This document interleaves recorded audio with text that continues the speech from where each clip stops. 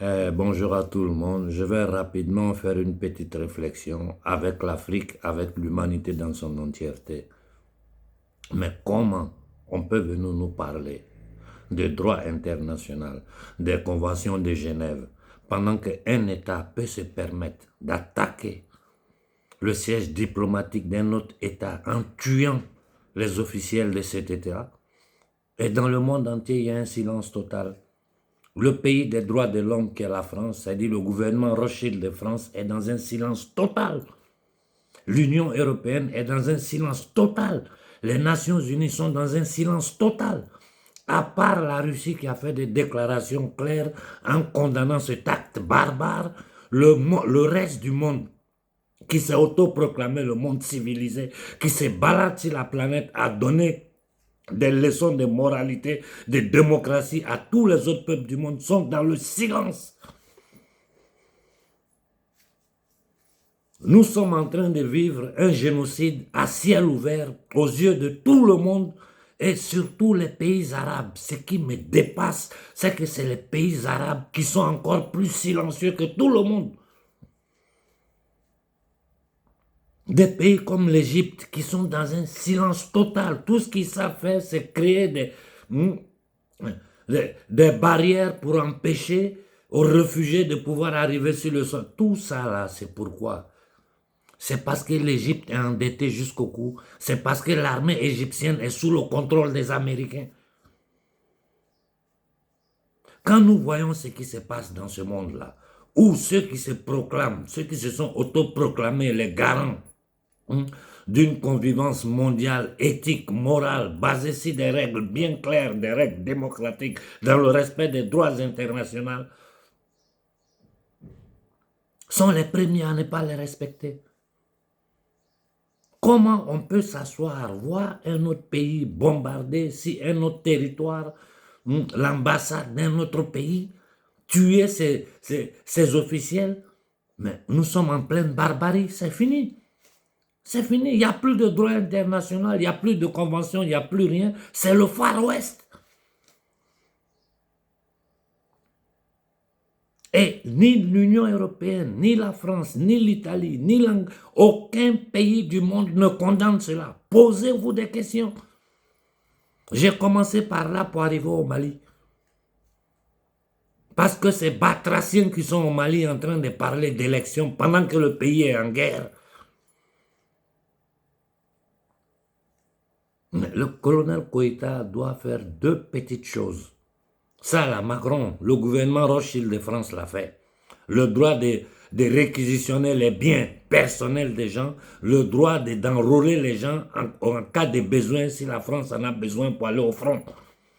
Colonel Koïta, rapidement, il faut faire sortir deux décrets. Et tu ramasses tous ces politiciens, tu les envoies au nord du Mali. S'il te plaît, fais-nous ce plaisir.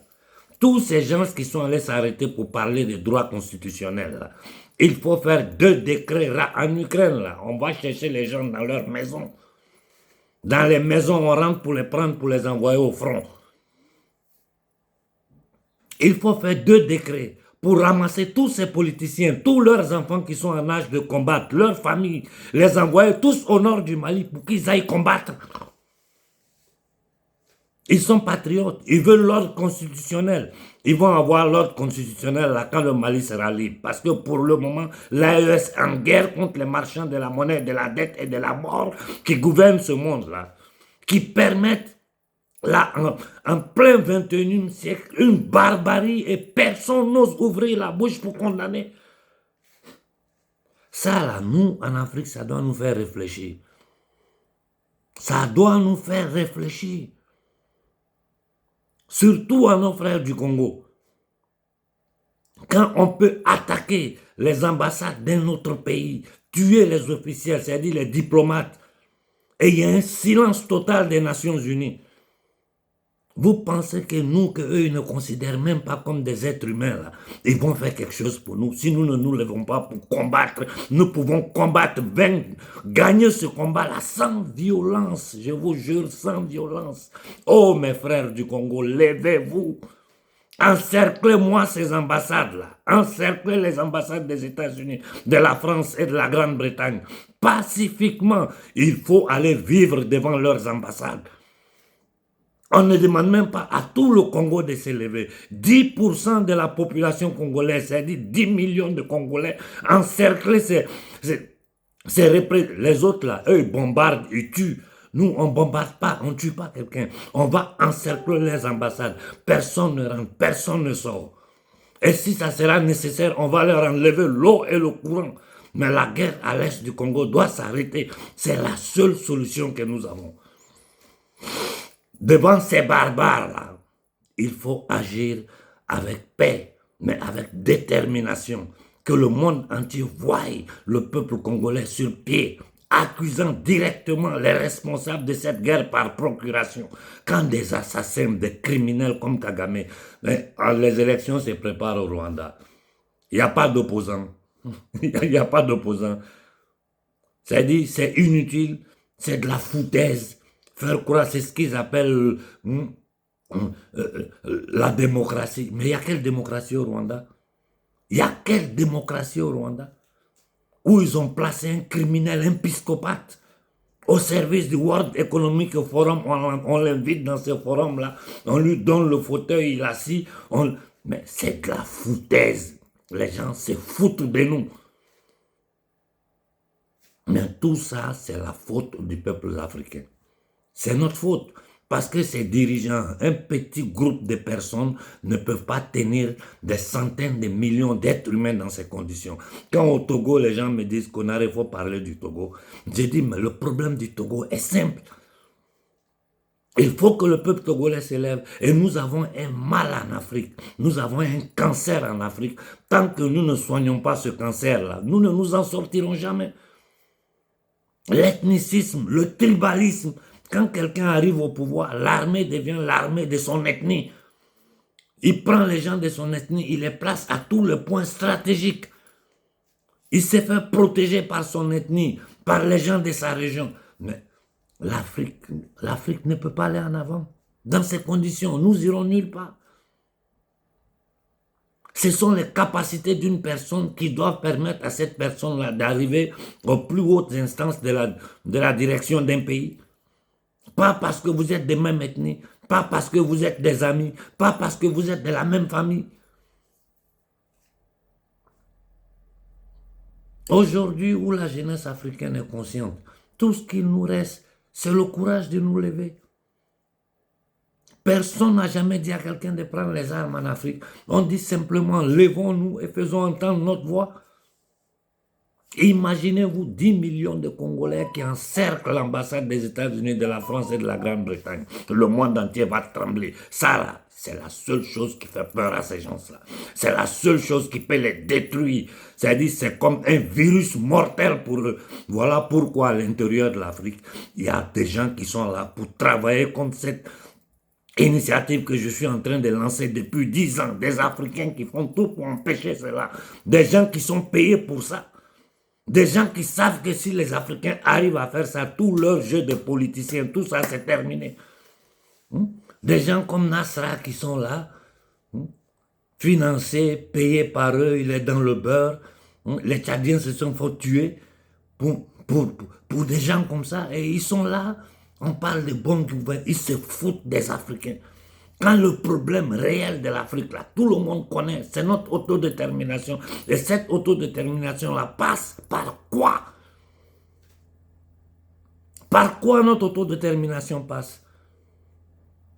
L'indépendance économique, l'indépendance monétaire, le départ sans condition de toutes les bases militaires du territoire africain. Pourquoi il n'y a pas une base militaire africaine dans un autre pays et c'est chez nous que tout le monde vient installer les bases militaires? C'est simple, c'est pour nos richesses. C'est pour continuer à nous piller. Hier, je vous ai dit, pendant plus d'un demi-siècle, le Niger a donné le courant à la France. Au Niger, il n'y a pas de courant.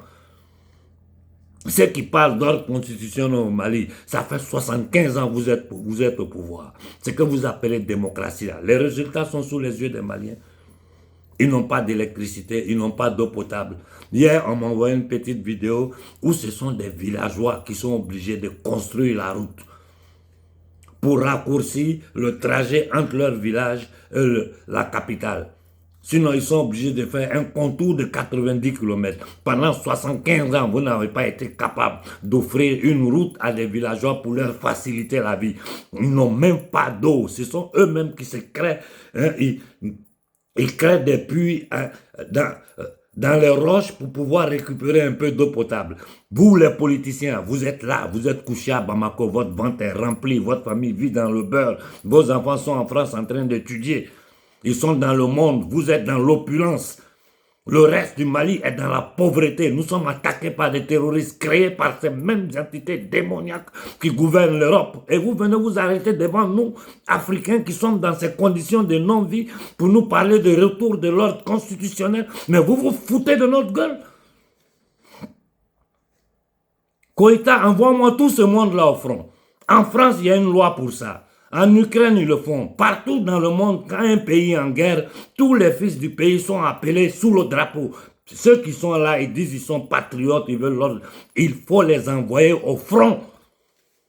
Quand ils vont revenir du front, ils vont venir nous parler d'ordre constitutionnel. C'est quoi ça? C'est quoi ça? Quel peuple nous sommes? Où nous voulons arriver? Quels sont nos objectifs? Quelle est la stratégie?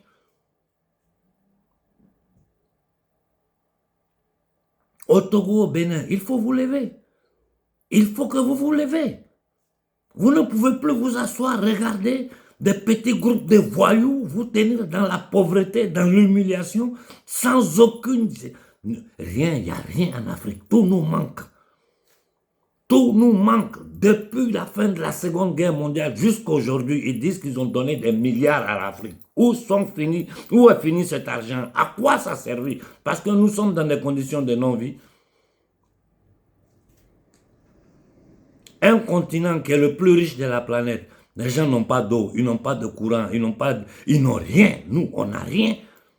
Et ces mêmes voyous de politiciens là s'arrêtent devant nous pour nous chanter la même chanson qu'ils chantent depuis 75 ans, démocratie. Mais démocratie, là, dans le monde entier, vous voyez démocratie et ce qui est en train de se passer. Les puissances qui sont autoproclamées puissances démocratiques, regardez leur comportement. J'ai commencé exprès en vous disant ce qui s'est passé hier. Un État se permet d'attaquer l'ambassade d'un autre État en violant toutes les conventions de Genève, en violant le droit international. Les pays occidentaux, l'Union européenne, la France, tous les pays occidentaux, les États-Unis sont dans le silence. C'est chez nous ils vont venir parler. Le Mali a envoyé des preuves que ce sont les Occidentaux qui sont derrière le terrorisme au Sahel. Au Conseil de sécurité des Nations Unies, jusqu'aujourd'hui, le débat n'est pas ouvert. Il y a quelqu'un en Afrique aujourd'hui qui ne sait pas qui est derrière ces groupes armés de voyous, de bandits, de criminels. Ils commettent un génocide en plein jour. Tout le monde regarde. Chacun se tait. Personne ne dit rien. Et ces organisations qu'ils appellent des droits de l'homme viennent chez nous en Afrique nous dire que les droits de l'homme sont bafoués en Afrique. Ce qui se passe en Syrie, là, les droits de l'homme ne sont pas bafoués. Ce qui s'est passé en Irak, et ça continue, les droits de l'homme ne sont pas bafoués. Ce que les gouvernements Rothschild sont en train de faire ici en Occident, les droits de l'homme ne sont pas bafoués. Ils ont créé toutes ces structures-là pour légaliser, pour légitimer leur banditisme dans le monde. Comme ils ont créé cette fausse monnaie qui est sous leur contrôle à travers cette monnaie, ce système monétaire et économique, ils endettent tous les pays du monde, ils font chanter les dirigeants du monde, même si une grande partie des dirigeants de ce monde font partie des loges internationales, ce qu'on appelle des horloges. Donc ils prennent des ordres directement de ces loges-là, ils les appliquent sur leur peuple. La France peut se présenter devant n'importe quel pays du monde aujourd'hui pour parler de démocratie. Le gouvernement Rothschild de France peut le faire. Ils savent que nous savons qu'ils mentent. Mais ils ne se fichent pas mal parce que ce sont des démons. J'ai dit ce sont des démons incarnés dans un corps humain. Je demande le soulèvement pacifique populaire. Il faut que l'Afrique s'élève. Oh Afrique, lèvons-nous. Il faut que l'Afrique s'élève. Je reviens encore de nouveau dire au colonel Koïta, c'est toute l'Afrique qui te demande. Ce n'est pas Konaré, ce n'est pas les Maliens. C'est toute l'Afrique qui te demande de libérer le frère Ben, de libérer tous les dignes fils du Mali qui sont en prison, emprisonnés par des juges francs-maçons, emprisonnés par des politiciens voleurs, vendus, des militaires minables. Sankara l'a dit. Un militaire sans formation politique est un danger potentiel. Ils sont là, que ce soit dans l'armée, dans ce qu'on appelle politiciens, ils pillent, ils volent. Ceux qui arrivent à la magistrature suprême, qui deviennent président, ils tuent les peuples. J'ai dit, Macky Sall ne doit pas quitter le Sénégal. Macky Sall et toute la bande qui a travaillé autour de lui ne doivent pas quitter le Sénégal. Si ces gens-là, après ce que la jeunesse sénégalaise a souffert, après tout ce que le Sénégal, les enfants du Sénégal sont dans les bateaux, jusqu'aujourd'hui ils sont dans les bateaux. Partout dans le monde, les Sénégalais, un pays qui est aussi riche, les Sénégalais sont en train de travailler dans le monde pour nourrir les familles au Sénégal. Si ces gens qui sont responsables de ça, ces soi-disant intellectuels, politiciens sénégalais qui ont participé à ce que toute l'Afrique a suivi en direct, quittent le Sénégal sans passer devant la justice, être condamnés, être mis en prison et récupérer tous les biens qu'ils ont volés, Ousmane Sonko et ton équipe, vous aurez affaire à nous. Ça veut dire que vous avez sacrifié les Sénégalais pour arriver au pouvoir, pour faire la même chose que les nègres de salon sont en train de faire. Et je vais le dire ici clairement, Ousmane Sonko, devant toute l'Afrique. La première des choses à faire, c'est sortir du franc CFA, annuler tous les contrats coloniaux et demander le départ de toutes les armées d'occupation du Sénégal. Si tu n'es pas capable de ça, toi et ton équipe, dégagez. Il y a des Sénégalais qui sont prêts à le faire. Le Sénégal a toujours été le pays au service des impérialistes. Et pourtant, moi je vous ai dit, j'ai vécu au Sénégal, j'allais au quartier ministériel, j'étais au point E. J'ai eu l'occasion de parler avec des dirigeants sénégalais. Je connais bien le Sénégal, mais les intellectuels sénégalais, c'est des gens préparés, c'est des gens qui savent. Mais ils sont dans l'hypocrisie. Tout ce qu'ils aiment, c'est qu'eux, ils sont assis là, dans le quartier résidentiel, eux et leur famille. On vient, on leur commande un peu d'argent, ils sortent, ils sont adulés par le peuple, aimés par le peuple. Les griots chantent les louanges, alors que vous volez, vous vivez des deniers publics. J'ai dit, c'est de ça que France Fanon a parlé le siècle dernier, les risques que l'Afrique courait, avoir des nègres de salon à la tête des pays africains pour continuer le colonialisme, l'impérialisme, c'est-à-dire le patron s'est déplacé, il a mis des noirs devant, mais c'est les noirs qui continuent à faire le travail de pillage, de maintien du peuple africain dans la misère. C'est ce qui se passe en Afrique. On les appelle intellectuels, des gens comme Nasra. Ou intellectuel de Nasra, un petit garçon, un jeune de rien du tout, qui n'est même pas capable de défendre son peuple. Les gens au Cameroun, vous parlez de Kamto. Kamto dit quoi de concret? On peut attaquer les Ouattara, les Yerdamo, ceux-là, nous savons tous ce qu'ils sont. Mais cette nouvelle génération, ces nouveaux politiciens, l'Afrique est en train de mourir à petit feu. La souffrance qu'il y a en Afrique, on sait, mes téléphones sont remplis de messages. J'enlève le son parce que ça arrive, de partout, la jeunesse africaine est désespérée. Les Africains sont désespérés. Et vous êtes là, vous nous parlez d'ordre constitutionnel pendant que les Américains qui sont derrière la barbarie que notre peuple est en train de subir, les attaques au Sahel, tous ces terroristes-là, c'est l'œuvre de la CIA, de l'MI6, du Mossad, de la DGS française. Le monde entier le sait. Ça suffit avec cette hypocrisie. Il faut que l'Afrique s'élève.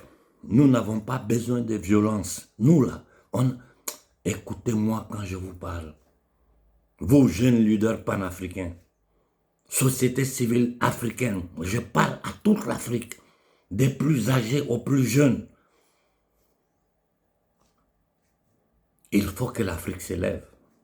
Il faut que nous envahissions les rues de toutes les grandes villes d'Afrique, des villages. Il faut que le monde entier voie le peuple noir, le peuple le plus meurtri. Depuis 6 siècles, ces gens nous tiennent en condition. Même les animaux vivent mieux que nous. Nous allons continuer à nous asseoir, à écouter des indignes nous parler d'ordre constitutionnel, de ceci. Koïta, envoie-moi tout ce monde-là au front. Ils n'ont qu'à eux, leurs enfants qui sont en âge de combattre, envoie-les au front. Ces lois-là existent ici en Europe. Pourquoi chez nous en Afrique, ça n'existe pas? Et toutes ces ONG qui se baladent en Afrique, là, ils n'ont qu'à rester en Europe pour faire leurs déclarations. Ils mettent les pieds en Afrique. Je dis à la jeunesse africaine, vous savez où sont leurs sièges, vous savez ce que vous devez faire. Aux Congolais, je vous en supplie, pour le sang de votre peuple versé, pour le sang de notre peuple versé au Congo, depuis des siècles, levez-vous, encerclez-moi ces ambassades et demandez que la guerre par procuration menée par Kagame contre le peuple congolais s'arrête, ou bien nous fermons ces ambassades. C'est notre terre. Aujourd'hui, là, nous ne devons plus avoir peur, parce que le droit international n'existe pas. Et la géométrie variable. Ils ne peuvent, ce qu'ils ont fait à nos aïeuls, à nos ancêtres dans le passé, là, aujourd'hui, là, ils ne peuvent pas le faire. Ils ne peuvent pas le faire. N'ayons pas peur. Je vous dis seulement, la violence génère la violence. Ne passons pas par la violence pour résoudre nos problèmes. Nous pouvons régler les problèmes de l'Afrique si des centaines de millions d'Africains se mettent sur pied. Et vous savez tous ceux qui m'écoutent, vous savez que c'est la solution. Parce que la société civile mondiale ne permettra pas. Nous avons toutes les preuves. Depuis qu'on enchaînait nos ancêtres jusqu'à aujourd'hui, le système d'esclavage moderne, c'est sous les yeux de tout le monde sait. Mais si le peuple qui subit ça, c'était... Et ce peuple-là a au sein ces dirigeants qui travaillent contre ce peuple, pour eux, leur famille, leur bien-être. Sonko, Macky Sall ne doit pas quitter le Sénégal. Hein. Il ne doit pas quitter le Sénégal. Les enfants du Sénégal sont morts pour toi. Les fils du Sénégal sont tombés, les balles. Nous allons sortir toutes les vidéos, toutes les images pour te mettre ça sous les yeux. Si Macky et sa bande sortent du Sénégal, tu vas nous entendre. Et je te dis une chose, l'occupation militaire du Sénégal doit finir. On n'a pas oublié ce qui s'est passé à Tiaroy. Vous n'allez pas nous lancer des discours, arriver là, vous asseoir et répéter la même chose. Moi, je le dis, je continue de te soutenir. Jusqu'à preuve du contraire, moi, je te soutiens avec toutes mes forces. Mais je te dis ce que l'Afrique veut. Le Sénégal, là, ce n'est pas pour les Sénégalais, c'est pour toute l'Afrique. Nous sommes tous des Noirs, nous sommes des frères. La frontière du Sénégal que nous voyons, ce sont les Toubabs qui ont tracé ça. À la frontière Mali-Sénégal, deux mêmes familles ont deux nationalités différentes. Moi, la première fois que j'ai été en Casamance, à Ziguinchor, mais je me croyais en Côte d'Ivoire. Le climat, là, mais j'étais dépassé. C'est quoi ça? Vous qui devez défendre votre peuple, ça suffit comme ça. On ne peut plus accepter que notre peuple soit... Nous, là, l'homme noir est le plus humilié de cette terre. Tout le monde nous crache dessus. Tout le monde nous crache dessus. N'importe qui vient en Afrique, il s'assoit sur nous, il pisse, il fait ses besoins, il fait ce qu'il veut. Avec la complicité de la classe dirigeante africaine. Colonel Koïta, il faut libérer le frère Ben. Il faut libérer tous les fils du Mali. Il faut envoyer ces politiciens-là au front. Faire un décret et ramasse eux et tous leurs enfants qui sont en âge de combattre. Tous ceux qui ont volé, pillé le Mali aujourd'hui sont dehors. Tous les politiciens vendus, vous les avez laissés sortir. Ces gens-là ne devaient pas sortir du Mali. C'est que l'erreur du Mali, nous n'allons pas le commettre au Sénégal. Je dis à tout le monde, en privé comme en public, laissez Sonko s'asseoir, laissez-les s'organiser. Mais il faut que ça soit clair dans la tête du gouvernement de Sonko, ce que nous, Africains, nous voulons. Le Sénégal, c'est chez nous. Ça ne vous appartient pas plus que nous. Les enfants du Sénégal sont tombés, ils sont morts, ils sont restés sur pied. Dans la diaspora, comme dans toute l'Afrique, tout le monde s'est levé pour que vous arriviez au pouvoir. Et ceux qui ont causé ça, qui ont causé ce mal, qui ont détruit des familles, qui ont meurtri des familles, vont s'élever, vous allez leur donner des honneurs, ils vont partir tranquillement s'asseoir quelque part ou continuer à vivre de biens des Sénégalais qu'ils ont volés. Nous n'allons pas l'accepter. Nous n'allons pas l'accepter. C'est fini tout ça. Bonne journée à tout le monde.